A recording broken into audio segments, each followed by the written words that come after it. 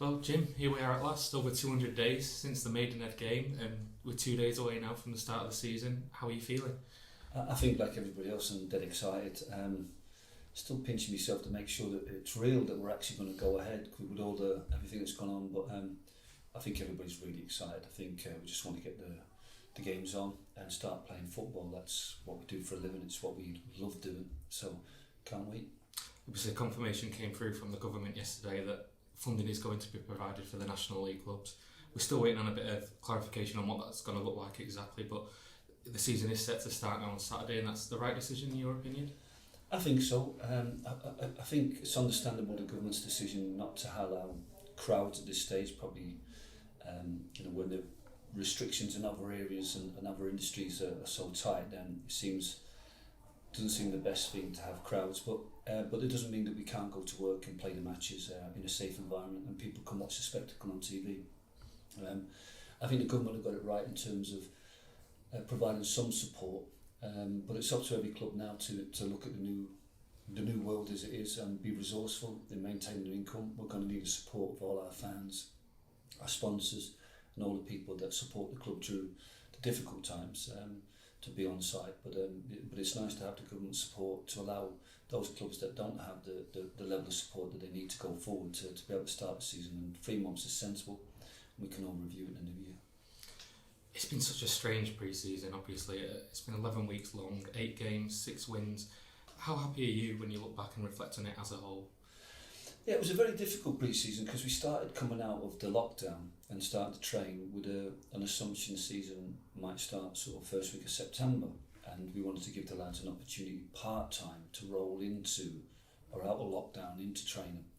And I thought that went really well out of Edgley Park, and then obviously Carrington became available. We started up in the days, but it was a bit of a blow for us that the season was put back to the 3rd of October, because retrospectively, it would have been sensible for us to start on the 5th of September like most clubs and just accept that 1 month would be without fans, instead of waiting for a month where we think fans would be allowed and then they're not. So in that sense, we've lost a month. But for us, it's been great, that extra month. It's been long, but it's also allowed us to just bed in players, get to know each other a little bit better, add ideas. So we feel really well equipped at the moment now after this period of time, ready to go. And not just for the first game, but we feel well equipped now for multiple games that are going to come thick and fast. One benefit of that extra month's preparation is the players look so fit and ready at the minute. How big of a difference has training here and training full time at Carrington made, do you think?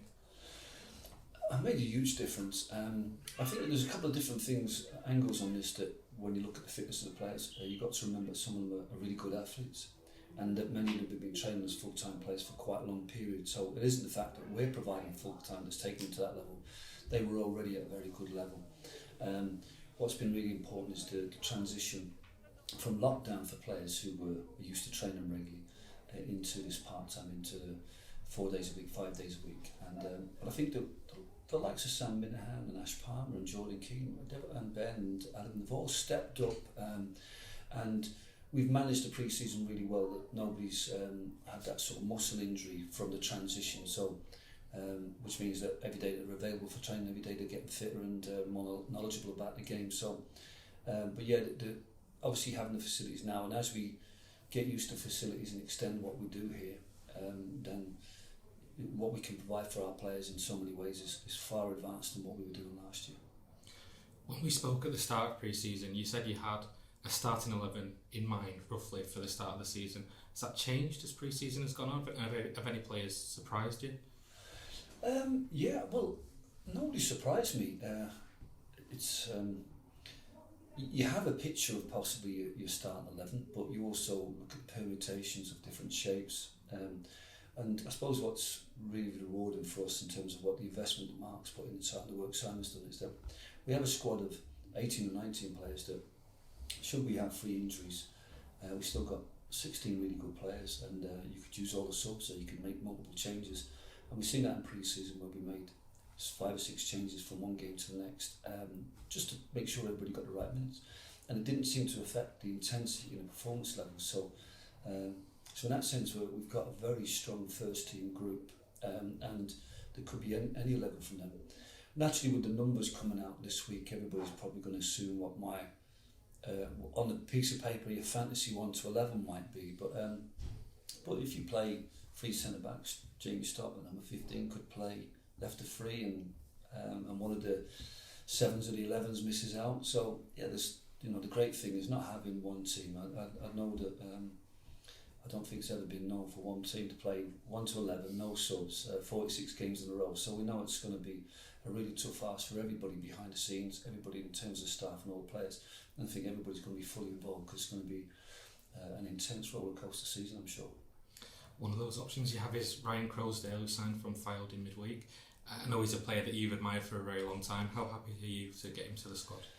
Really pleased to have Ryan. It's one of those players that we would have liked, but obviously you feel like it's out of reach because there's been a fee paid for him, he's under contract, and it's a strange set of circumstances that allowed him to be in a free situation. I think the situation at Fylde is well documented by their chairman about how they initially offered their players 50% and 80%, and I think every club has had very difficult dealings in terms of players on contract and how to find the balance in terms of asking them to give a little bit in this particularly difficult period.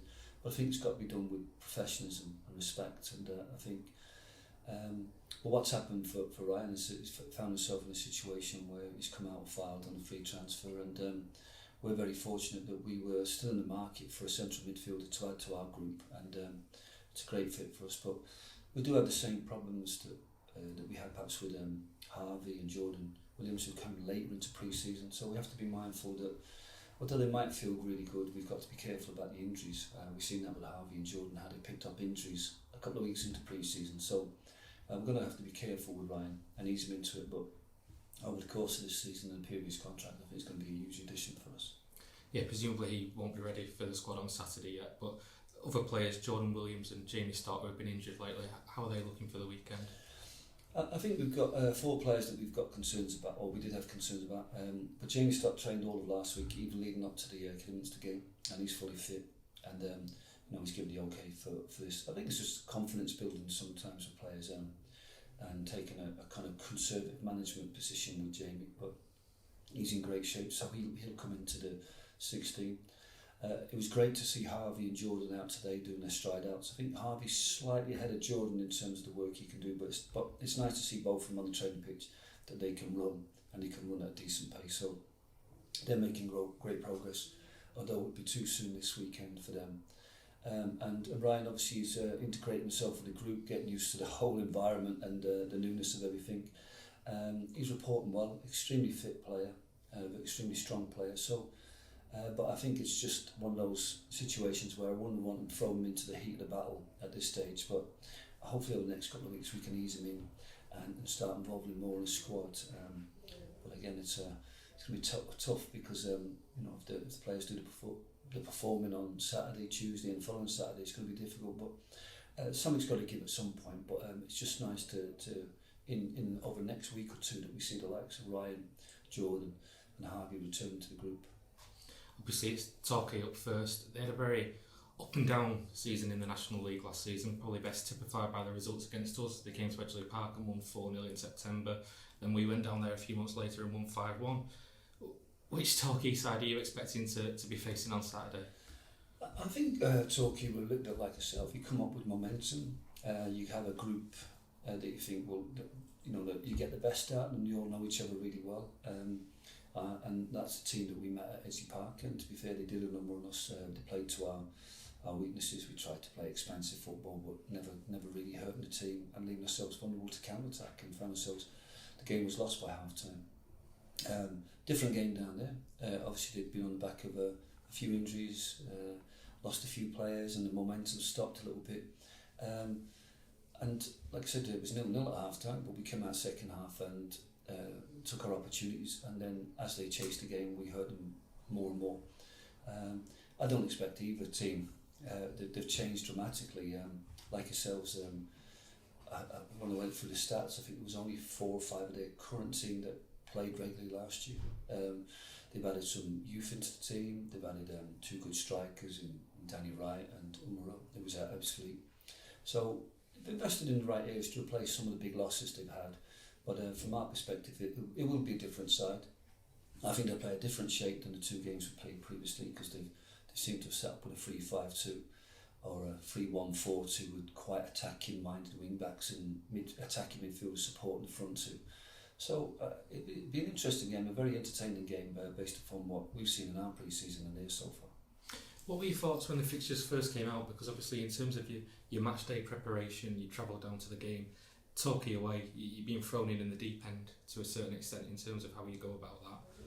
Was that difficult? Well, last year was Yeovil away, so but we'd been to Yeovil and previous season, so we knew what hotel we were going to go. We knew our way about. No, look, the National League, the way it's found itself with us losing a couple of northern sides like Fylde and Chorley and Macclesfield, and then it's been populated with more southern sides. So 50-50 chance we're going to be away from home, but more than 50-50 chance it was going to be an overnighter. So, but yeah, no, it's like I said, I'm comfortable with fixtures.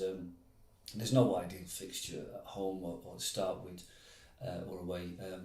Everybody's excited about maybe for the local derbies, if there's any still left. They're excited about maybe what might be happening over the Christmas period, what might be happening Macclesfield when we play in Halifax, when we play in. But the fixture lists are tough. There will be no easy game first game of the season, because you're not too aware of what the opposition are all about until we get into a couple of games. But it'll be, I know that it's a tough game, but it's a game that we're relishing because we feel we're in good shape to go down there and give a good account of ourselves. And so in that sense, no matter who it is, we feel ready to go. Just finally, Jim, I'm sure you're already aware, but the bookies have made County the early title favourites for the National League, as they did in the National League North 2 years ago. What would you consider a successful season this year? Well, it's an interesting they should pick, the bookies should pick us as favourites, not just for this season, but for 2 years ago, when you actually considered that you had the likes of a full-time York City with a budget double R's, and Southport were putting a lot of money in. Kidderminster was still full-time. And even, I think it's quite disrespectful, perhaps, that we're favourites to Notts County, who finished top of the best of the rest. Well-invested club, recruiting well. So, again, but maybe the project that's going on here, the bookies are looking at what we've signed, how we're bringing things together, and the noises that are coming out of our clubs to think that we're in a good place. And I respect that, and I think that we are. Whether we're the best budget or not, I think we've got a really strong group of players that are going to be there or thereabouts. Last season when we set targets, I won't tell you what the board's target was for me, and where our budget was, but we just wanted to be competitive. We wanted to consolidate, and then if we do well and we find our feet, then perhaps we could be challenging, and that's what we did last year. I think this year we're, if you like, expecting to be as high as we were last year, top 7. I think we'd be exceeding if we get to top 3, and what would be exceptional is to finish champions. But we've obviously got to take one game at a time, just keep working hard. We think we've got the right people in place here, and if we do the right things more often than not, then I think we're going to put ourselves in a position where we can live up to that tag. Jim, best of luck for Saturday. Thanks for your time. You're welcome.